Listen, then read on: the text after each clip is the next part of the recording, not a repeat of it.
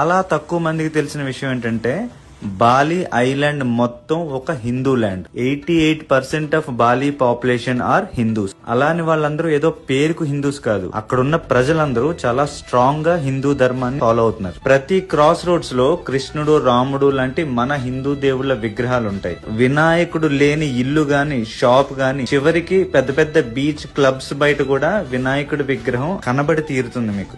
ఇంకా బాలిలో tourist place లో ఒకటి జీడబ్ల్యూకే పార్క్. అందులో జీడబ్ల్యూ అంటే గరుడ విష్ణు. ఈ పార్క్ లో ఒక కళ్ళు చెదిరేలా అతి పెద్ద గరుత్మంతుడు, ఆయన మీద విష్ణుమూర్తి కూర్చున్న విగ్రహం ఉంటుంది.